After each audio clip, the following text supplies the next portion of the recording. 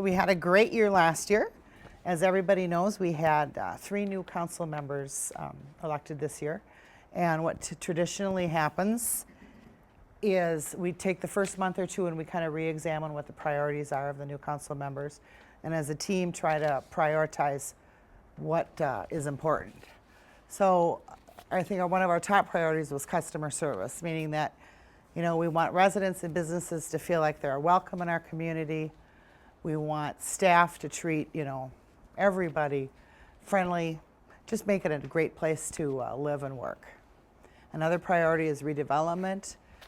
We obviously want to see some new, exciting redevelopment in the community.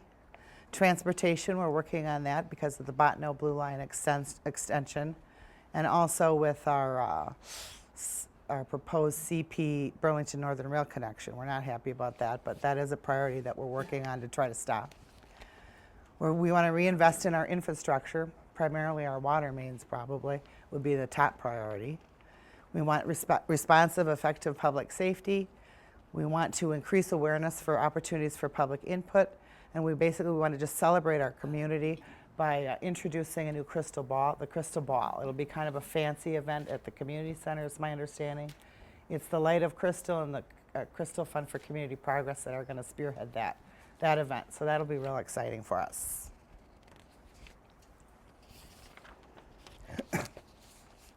Some additional city council priorities are the Citizen Connection Initiative, and that was basically spearheaded by Representative Jeff Kolb, Elizabeth Dahl, and Olga Parsons worked on that. Again, it's customer service, prompt response to resident and business inquiries, follow-up on complaints. We're going to make a better effort to track resident complaints so that we stay on top of them. For instance, if somebody calls about a bad tree in their neighbor's yard, sometimes we turn it in, but then more complaints come in, they just kind of pile up and we don't get back to the person that was worried about that tree. So we're going to do a better job tracking. And just a consistent message that we're always there for you in our community. We are so thrilled to have our residents and our businesses, and we just want everybody to know that time and time again. And the other thing new for us this year is we are going to, apparently there's something like over 22,000 ordinances, or 22,000 lines of code. We have more lines of code than we do, I think, residents living in Crystal.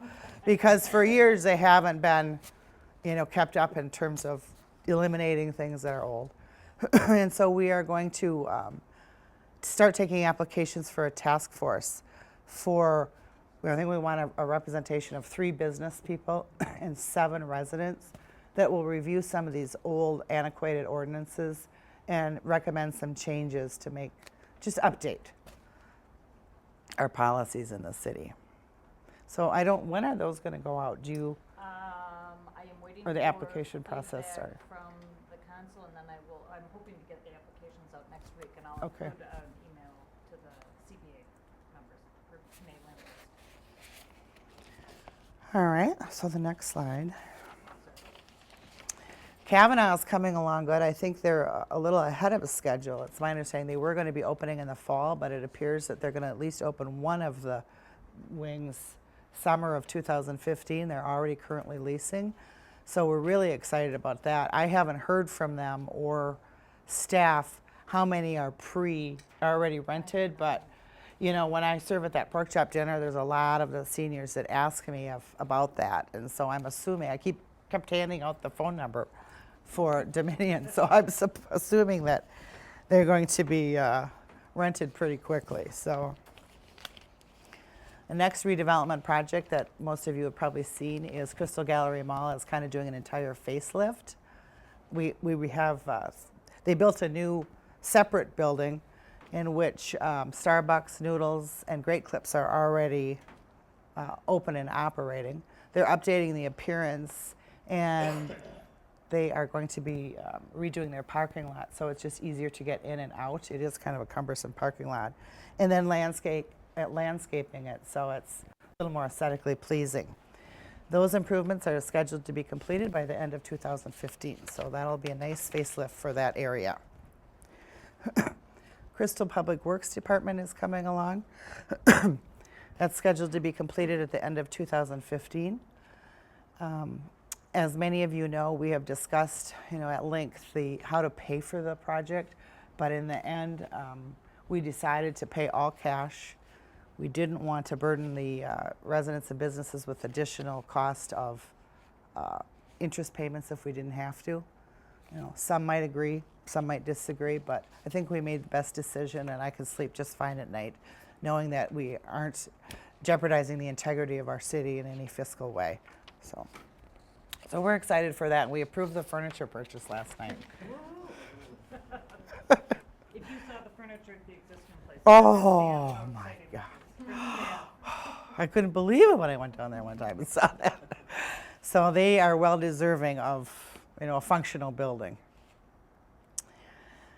And this, the proposed BNSF CP rail connection, that has caused quite a bit of controversy in our community lately.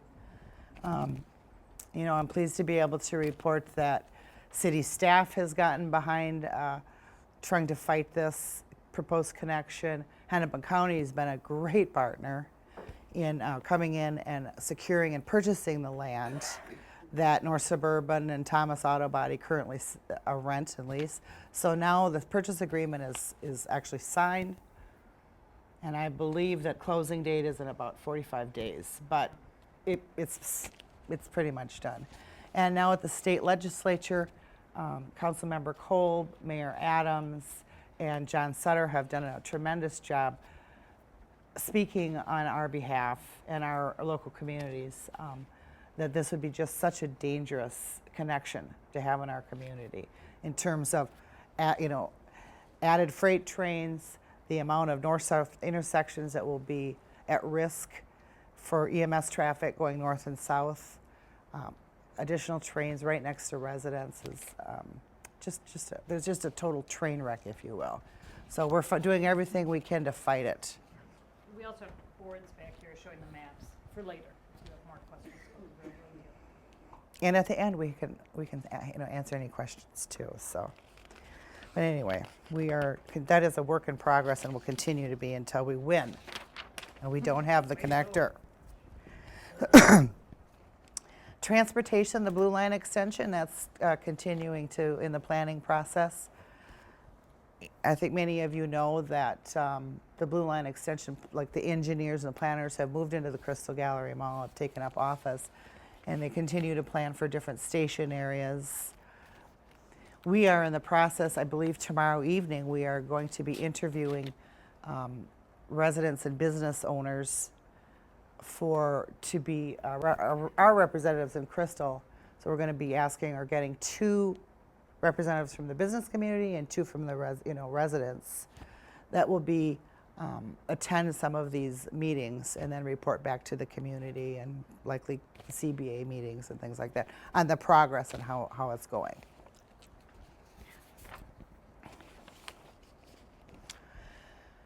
We continue to reinvest in our streets, and that's one thing I've always been proud of in this city is they just kind of are charting a path and redoing all the cities, the curbs and gutters.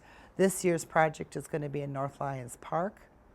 Residents have the opportunity at that time to replace their driveway and or their main sewer line into their house. Of course, the residents have to pay for it, but it's at a significantly reduced cost because the roads are already under construction. And if they can't afford the entire expense at the time, they can put it on their property taxes. So it's a nice way for the residents to make some improvements to their personal home too. We also at the time do the street and storm sewers, and I believe Centerpoint comes in ahead of these projects and redo the gas lines too. So it's a partnership with many people, but it does make really nice improvements in our community. And even though there's kind of a gasping gasp from some of the residents when they find out what their assessments are. I remember last time I ran for office, there was virtually nobody that wasn't happy on the project that had just completed because they just felt like it just gives the entire neighborhood a lift and a feel-good feel. So it's been a really successful program. So we're glad to see that's continuing. Our Joint Water Commission is comprised of New Hope, Golden Valley, and of course Crystal. We have had a couple significant water main breaks in the last year or two that many are aware of. And we've made some fixes, but there is a lot more work to be done. And we are going to be meeting as Joint Water Commission, all 3 city councils, on March 31st, I believe. And we're meeting at the Golden Valley City Hall at 6:30. I believe we're going to be hearing a report on, just how critical this water main line is, how fast we need to, get on top of repairing it, and of course, how much is this going to cost? So, but it is a huge priority for us. We know it's important, and we don't want to ruin Robbinsdale's quality of life anymore by another water main break. We also have our emergency water wells that I believe are in place and are can be up and running now. Is that correct, or just a couple of them? We just awarded the contract for putting the piping in to connect them to the reservoir. Oh, well, I'm getting a little ahead of myself.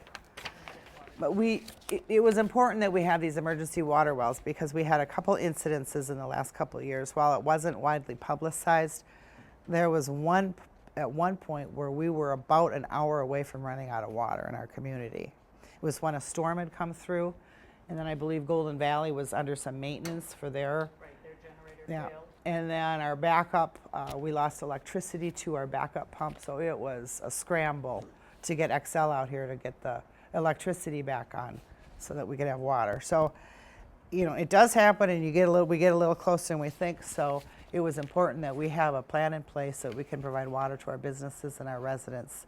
While it wouldn't be the greatest drinking water, we can take showers, run our, we could boil it and drink it. It would be drinkable. It would just have maybe iron in it, like Grandpa's house. All right, the next is Phase 8 alley reconstruction. This is another kind of a project where it started in one area of the community and continues to we just kind of plug our way through. And we kind of redo the back alleyways, which you can see they're just riddled with potholes, and they desperately need attention. So residents also at that time have an opportunity to do their driveways. It's been very successful. They had an open house meeting about the Phase 8. I think maybe 5 or 7 people attended, and not one person complained. So the residents are very happy to see this improvement made too. Park equipment. We had some exciting news last night. Bassett Creek is going to be getting a whole new park playground makeover, if you will.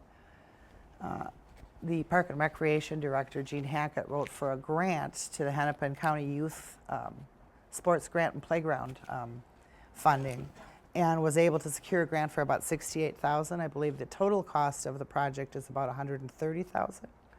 And so half of it was covered by the cost of this grant, and it'll make a big improvement in just the appearance and functionality of the park. And there are also some handicap accessible things that the kids can do too. I don't think everything is handicap accessible, but a big portion of it is. And there is a zip line, but we heard that it's only for like 2 to 12-year-olds. So we were kind of grumbling about that last night. Well, we could maybe fit through. I might be able to fit through one of those lines, but so I'm excited for that, and that is going to be installed this spring. Correct. So you have to take a run down there and look at it. Maybe they anticipate it'll be about a 30-day setup. Should be done in about a month and a half. And public safety. Public safety continues to partner with New Hope and Robbinsdale to offer the Citizen Police Academy. The Public Safety Department participated in the Night to Unite, which is always, I want to say, the first Tuesday in August.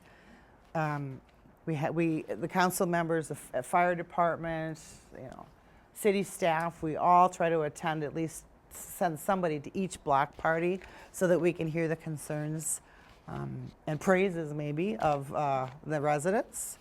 There's also an open house at the Crystal Police Station, which continues to grow in attendance every year. Last year, there were 34,362 police calls for service in Crystal. We did ask the question last night, a lot of those are, not a lot, but some are medical and whatnot, so it's not all, crime. But they do a great job, so we thank them for their service. West Metro Fire Rescue, which is a combination of Crystal and New Hope working together to form the West Metro Fire Department. They responded to 702 calls for service in 2014. They reorganized the department in 2014 to provide cohesive response throughout the district, staff as many responders during the 6 a.m. to 6 p.m., the busiest time, as budget allowed, and they recruited 2 additional firefighters in 2014. 12. What did I say? 2. Oh, I'm sorry, 12. I knew it was 12. Ugh. And opportunities for input. This is one thing that we're trying to get the message out to residents and businesses, that there are a lot of opportunities for people to visit with the council members, visit with city staff. So we're going to try to do a better job promoting that on our Facebook pages. But every month we have citizen input time. It's the third Tuesday of the month. It's from 6 to 6:30 generally. And if you have a concern, but you don't want to go into the formality of the council chambers, we meet in the conference room A, which is the conference room right upstairs. And it's just a more casual, if you call and let us know ahead, say for instance it's a public safety issue you have, we can make sure the police chief is there. If you have a public works concern, we can make sure somebody from the public works or maybe a park, so that we have the right people there to address your concerns. But that's a nice feature. We generally take May through September off, I guess, for summer. However, we're always available by appointment. So every council meeting, we have an opportunity for open forum. We're having that open forum towards the end of the council meeting, but we have we've moved it now back to the beginning of the city council meetings. You could talk to our advisory commissions. You can also apply to be on an advisory commission, such as the Human Rights or the Planning Commission. And of course, the task force, we kind of appoint them as needed. And I mentioned that earlier. We're going to be doing the revisiting or relooking at all of our ordinances. The city has 3 Facebook pages, one for city, the police department has a Facebook page, and also Park and Recreation has one. The city has a comprehensive website that shows lots of information about cities, quick question and answer type things that you can find there. And of course, there's information on how to get a hold of the mayor, the council, and any of the staff.